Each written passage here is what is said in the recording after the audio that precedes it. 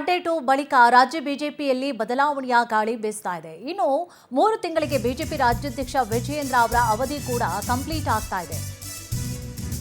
ಪರಿಷತ್ update ಬಳಿಕವಾಗಿ ರಾಜ್ಯ ಬಿಜೆಪಿಯಲ್ಲಿ ಬದಲಾವಣೆಯ ಗಾಳಿ ಬೀಸ್ತಾ ಇದೆ. ಮುಂದಿನ ರಾಜ್ಯಾಧ್ಯಕ್ಷರಾಗಿ ವಿ ಸೋಮಣ್ಣ ಅವರಿಗೆ ಬಹುತೇಕವಾಗಿ ಪಟ್ಟವನ್ನು ಕೊಡುವಂತಹ ಚಾನ್ಸಸ್ ಜಾಸ್ತಿ ಇದೆ. ಪವರ್ ಟಿವಿಗೆ ಸಿಕ್ಕಿದೆ ಈ ಬಗ್ಗೆ ನವದೆಹಲಿಯ ಎಕ್ಸ್ಕ್ಲೂಸಿವ್ ಮಾಹಿತಿ. ಬಿಜೆಪಿ ರಾಷ್ಟ್ರಾಧ್ಯಕ್ಷ ನಿತಿನ್ ನವೀನ್ ಭೇಟಿಯಾಗಿದ್ದಾರೆ. ಸೋಮಣ್ಣ ಅವರು ಚರ್ಚೆ ಮಾಡಿದ್ದಾರೆ. ಹಾಲಿ ರೈಲ್ವೆ ಖಾತೆಯ ರಾಜ್ಯ ಸಚಿವರಾಗಿದ್ದಾರೆ ವಿ ಸೋಮಣ್ಣ ಅವರು. ಇನ್ನು ಅಧ್ಯಕ್ಷರಾಗಿ ವಿಜಯೇಂದ್ರ ಅವರ ಮುಂದುವರಿಕೆಗೆ ಒಂದು ಬಣ ಕೂಡ ವಿರೋಧವನ್ನ ಮಾಡ್ತಾ ಇದೆ.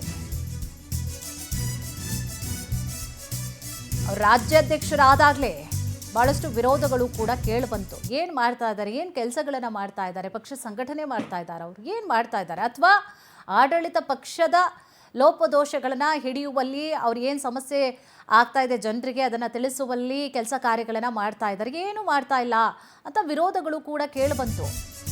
ಅವರನ್ನು ಮುಂದುವರಿಸೋದೇ ಬೇಡ ಅನ್ನುವಂಥ ಮಾತುಗಳು ಕೂಡ ಇತ್ತು. ತೀವ್ರ ವಿರೋಧ ಕೂಡ ವ್ಯಕ್ತಪಡಿಸಲಾಗ್ತಾ ಇತ್ತು. ಇನ್ನು ಪರಿಷತ್ ಎಲೆಕ್ಷನ್ ವೇಳೆಯಲ್ಲಿ ಒಗ್ಗಟ್ಟು ಕಾಯ್ದುಕೊಳ್ಳಲು ನಾಯಕರು ವಿಫಲರಾಗಿದ್ದಾರೆ. ಬಿಜೆಪಿ ರಾಜ್ಯಾಧ್ಯಕ್ಷ ವಿಜಯೇಂದ್ರ ಮತ್ತು ಆರ್ ಅಶೋಕ್ ವಿಫಲರಾಗಿದ್ದಾರೆ. ಇತ್ತೀಚೆಗೆ ದೆಹಲಿಗೆ ತೆರಳಿ ನಿತಿನ್ ನವೀನ್ ಭೇಟಿಯಾಗಿದ್ರು. ರಾಜ್ಯದಲ್ಲಿ ನಾಯಕತ್ವ ಬದಲಾವಣೆಗೆ ಒಲವನ್ನ ತೋರ್ತಾ ಇದ್ದಾರೆ ವರಿಷ್ಠರು.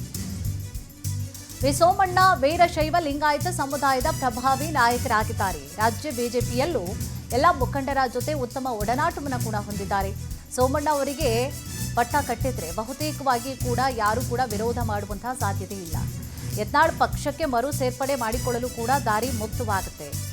ಎಲ್ಲರನ್ನೂ ಕೂಡ ವಿಶ್ವಾಸಕ್ಕೆ ತೆಗೆದುಕೊಳ್ಳಬಲ್ಲಂತಹ ನಾಯಕ ವಿ ಸೋಮಣ್ಣ ಆಗಿದ್ದಾರೆ. ಎಲೆಕ್ಷನ್ 2 ವರ್ಷ ಮಾತ್ರ ಬಾಕಿ ಇರುವಂತಹ ಕಾರಣವಾಗಿ ಸಂಘಟನೆಗೆ ಚುರುಕನ್ನು ನೀಡಬೇಕು ಅಂತ ಹೇಳಿ ಕೂಡ ಪ್ಲಾನನ್ನು ಮಾಡಲಾಗುತ್ತೆ. ಏನು ಮಾಡಲಾಗುತ್ತೆ, ಯಾಕೆಂದರೆ ಎಲೆಕ್ಷನ್ ಕೂಡ ಹತ್ತಿರದಲ್ಲಿದೆ. ರಾಜ್ಯಾಧ್ಯಕ್ಷರು ಅವರು ಕೂಡ ಇನ್ನು 3 ತಿಂಗಳಿಗೆ ಅವರ ಅವಧಿ ಕೂಡ ಮುಗಿತಾ ಇದೆ. ಏನು ಪ್ಲಾನ್ಗಳನ್ನು ಮಾಡ್ಕೊಳ್ತಾರೆ, ಅದರಲ್ಲೂ ಕೂಡ ಆಡಳಿತ ಪಕ್ಷವನ್ನು ಕಟ್ಟು ಹಾಕಬೇಕು, ಮುಂದಿನ ಚುನಾವಣೆಯಲ್ಲಿ ಅವರು ಗೆಲುವನ್ನು ಸಾಧಿಸಬೇಕು. ಇದೇ ವಿಚಾರಕ್ಕೆ ಸಂಬಂಧಪಟ್ಟ ಹಾಗೆ ಹೆಚ್ಚಿನ ಡೀಟೇಲ್ಸನ್ನು ಕೂಡ ನೀಡ್ತಾ ಹೋಗ್ತಾರೆ ನಮ್ಮ ಪ್ರತಿನಿಧಿ ರಾಘವೇಂದ್ರ. ರಾಘವೇಂದ್ರ, ಈಗ ಅವ್ರಿಗೆ ಟೈಮ್ ಕಡಿಮೆ ಇದೆ, ಈಗ ಬಿಜೆಪಿಗೆ ಟೈಮ್ ಕಡಿಮೆ ಇದೆ. ಇನ್ನೇನು 3 ತಿಂಗಳಲ್ಲಿ ರಾಜ್ಯಾಧ್ಯಕ್ಷರ ಅವಧಿ ಕೂಡ ಕಂಪ್ಲೀಟ್ ಆಗ್ತಾ ಇದೆ. ಅವರ ಸ್ಥಾನಕ್ಕೆ ಮತ್ತೆ ಅವರನ್ನೇ ಮುಂದುವರಿಸ್ತಾರಾ ಅಥವಾ ಮತ್ತೆ ಯಾರನ್ನಾದ್ರೂ ಕೂರಿಸ್ತಾರೋ ಅನ್ನುವಂಥ ಸಾಕಷ್ಟು ಪ್ರಶ್ನೆ ಇದೆ. ಈಗ ಆ ಸ್ಥಾನಕ್ಕೋಸ್ಕರ ಬಹಳ ಪೈಪೋಟಿ ಏನೋ ಕಂಡು ಬರ್ತಾ ಇದೆ. ಆದರೆ ಪಕ್ಷವನ್ನು ಸಂಘಟನೆ ಮಾಡುವಲ್ಲಿ ಇಲ್ಲಿಯವರೆಗೂ ಕೂಡ ಎಲ್ಲೋ ಒಂದು ಕಡೆ ವಿಜಯೇಂದ್ರ ಅವರು ಕೂಡ ವಿಫಲರಾಗಿರುವಂತಹ ರೀತಿಯಾಗಿ ಕಾಣಿಸ್ತಾ ಇದೆ. ಆ ಪ್ಲೇಸ್ಗೆ ಕೂರಿಸುವಂತಹ ವ್ಯಕ್ತಿ ಇದ್ದಾರಲ್ಲ, ಬಹಳ ಸ್ಟ್ರಾಂಗ್ ಆಗಿರಬೇಕು, ಪಕ್ಷವ ಸಂಘಟನೆ ಮಾಡಬೇಕು, ಜೊತೆಗೆ ಪಕ್ಷದಲ್ಲೂ ಕೂಡ ಯಾವುದೇ ರೀತಿಯಾದಂಥ ವಿರೋಧಗಳು ಕೂಡ ಕೇಳಿ ಬರಬಾರ್ದು. ಸೊ ಏನೆಲ್ಲ ಚರ್ಚೆಗಳಾಗಿದೆ ಈಗಾಗಲೇ ಹೈಕಮಾಂಡ್ ಮಟ್ಟದಲ್ಲಿ, ಏನಿದೆ ಮಾಹಿತಿ? ಕುಸುಮ, ಸದ್ಯದ ಮಾಹಿತಿಯ ಪ್ರಕಾರ ಏನು ರಾಜ್ಯಾಧ್ಯಕ್ಷ ವಿಜಯೇಂದ್ರ ಅವರ ಅವಧಿ ನವೆಂಬರ್ಗೆ ಅಂತಿಮವಾಗ್ತಾ ಇರ್ತಕ್ಕಂಥದ್ದು. ಈ ನಿಟ್ಟಿನಲ್ಲಿ ಏನಾದ್ರೂ ರಾಜ್ಯಾಧ್ಯಕ್ಷ ಬದಲಾವಣೆ ಮಾಡಿದ್ದೆ ಆದಲ್ಲಿ ಆಗ ಅದೇ ಸಮುದಾಯದ ನಾಯಕನಿಗೆ ರಾಜ್ಯಾಧ್ಯಕ್ಷ ಸ್ಥಾನವನ್ನು ಕೊಡಬೇಕು ಅನ್ನೋದು ಹೈಕಮಾಂಡ್ ವಲಯದಲ್ಲಿ ಆಗ್ತಾ ಇರ್ತಕ್ಕಂತಹ ಚರ್ಚೆ. ಈ ನಿಟ್ಟಿನಲ್ಲಿ ವಿ ಸೋಮಣ್ಣನವರ ಹೆಸರು ಇದೀಗ ಚಾರ್ಚೆಯಲ್ಲಿರ್ತಕ್ಕಂಥದ್ದು. ಯಾಕಂದ್ರೆ ವಿ ಸೋಮಣ್ಣನವರು ಯಡಿಯೂರಪ್ಪನವರ ನಂತರ ಲಿಂಗಾಯತ ಸಮುದಾಯದಲ್ಲಿ ಪ್ರಬಲ ನಾಯಕರು. ಹೀಗಾಗಿ ಎಲ್ಲಾ ಸಮುದಾಯದ ಜೊತೆ ಸಹ ತಮ್ಮ ಅನನ್ಯ ಸಂಬಂಧವನ್ನ ವಿ ಸೋಮಣ್ಣನವರು ಇಟ್ಕೊಂಡಿದ್ದಾರೆ. ಜೊತೆಗೆ ಕೆಲವೊಂದಿಷ್ಟು ಹಿರಿಯ ನಾಯಕರ ಜೊತೆಗೂ ಸಹ ನಿಕಟವಾಗಿರ್ತಕ್ಕಂಥ ಸಂಪರ್ಕವನ್ನ ವಿ ಸೋಮಣ್ಣ ಇಟ್ಕೊಂಡಿದ್ದಾರೆ. ಹೀಗಾಗಿ ಈಗ ಹಾಲಿ ಸಚಿವರಾಗಿರೋದ್ರಿಂದ ಕೇಂದ್ರದಲ್ಲಿ ಈಗ ಕೇಂದ್ರದಲ್ಲೂ ಸಹ ಸಚಿವ ಸಂಪುಟ ವಿಸ್ತರಣೆ ಆಗುತ್ತೆ ಅನ್ನೋ ಒಂದು ಮಾತುಗಳು ಸಹ ಕೇಳುತ್ತೆ. ಆಗ ಅವರನ್ನ ಕೈ ಬಿಟ್ಟು ರಾಜ್ಯಕ್ಕೆ ಕರೆತರುವ ಸಾಧ್ಯತೆಗಳು ಅಧಿಕವಾಗಿದ್ದಾವೆ ಅಂತ ಹೇಳ್ಬಿಟ್ಟು ಬಿಜೆಪಿಯ ಆಪ್ತ ವಲಯದಲ್ಲಿ ಚರ್ಚೆ ಆಗ್ತಾ ಇರ್ತಕ್ಕಂಥ ವಿಚಾರ. ಹೀಗಾಗಿನೇ ಕಳೆದ ವಾರ ಅವರು ನಿತಿನ್ ನವೀನ್ ಅವರನ್ನ ಭೇಟಿ ಮಾಡಿದ್ದು ಸಹ ಮಾತುಕತೆಯನ್ನು ನಡೆಸಿದ್ರು ಅಂತ ಹೇಳಲಾಗೈತೆ. ಮೊನ್ನೆ ವಿಪಕ್ಷ ನಾಯಕ ಆರ್ ಅಶೋಕ್ ಅವರು ಸಹ ಭೇಟಿ ಮಾಡಿ ಮಾತುಕತೆಯನ್ನು ನಡೆಸಿದ್ದಾರೆ ಅಂತ ಹೇಳಲಾಗೈತೆ. ಆದ್ರೆ ಯಾವುದು ಸಹ ಸ್ಪಷ್ಟವಾಗಿಲ್ಲ. ಯಾಕಂದ್ರೆ ವಿಜಯೇಂದ್ರ ಅವರನ್ನ ಮುಂದುವರಿಸೋದಕ್ಕೆ ಹೈಕಮಾಂಡ್ ಹೆಚ್ಚಿನ ಒಲವನ್ನ ತೋರ್ತಿದ್ರು ಸಹ ಕೆಲವೊಂದಿಷ್ಟು ರಾಜ್ಯದ ನಾಯಕರು ವಿಜಯೇಂದ್ರ ಅವರ ಬದಲಾವಣೆಗೆ ಪಟ್ಟನ್ನು ಹಿಡಿದಿರ್ತಕ್ಕಂಥದ್ದು ಇದು ಹೈಕಮಾಂಡ್ಗೆ ದೊಡ್ಡ ಮಟ್ಟದ ತಲೆನೋವಾಗಿದೆ. ಹೀಗಾಗಿ ಒಂದು ಚಾನ್ಸ್ ತೆಗೆದುಕೊಳ್ಳೋಣ ಅನ್ನೋ ನಿಟ್ಟಿನಲ್ಲಿ ಹೈಕಮಾಂಡ್ ಚಿಂತನೆ ಮಾಡಿದ್ರು ಸಹ ಅಚ್ಚರಿ ಇಲ್ಲ. ಹೀಗಾಗಿ ನವೆಂಬರ್ಗೆ ಏನು ವಿಜಯೇಂದ್ರ ಅವರ ಅಧ್ಯಕ್ಷ ಸ್ಥಾನ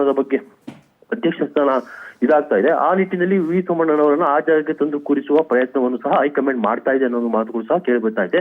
ಆದ್ರೆ ವಿಜಯೇಂದ್ರ ಅವರ ವಿಚಾರಕ್ಕೆ ಸಂಬಂಧಪಟ್ಟಂತೆ ಹೈಕಮಾಂಡ್ ಒಂದು ನಿರ್ದಿಷ್ಟವಾಗಿರ್ತಕ್ಕಂಥ ತೀರ್ಮಾನವನ್ನ ನವೆಂಬರ್ನಲ್ಲಿ ತೆಗೆದುಕೊಳ್ಳುತ್ತೆ. ಆಗ ಎಲ್ಲದಕ್ಕೂ ಸಹ ಸಂಪೂರ್ಣವಾಗಿ ತಿಲಾಂಜಲಿಯನ್ನ ಇರ್ತದೆ ರಾಜ್ಯ ನಾಯಕರಿಗೆ. ಯಾಕಂದ್ರೆ ಚುನಾವಣೆ ಇನ್ನೊಂದು 2 ವರ್ಷ ಇದೆ.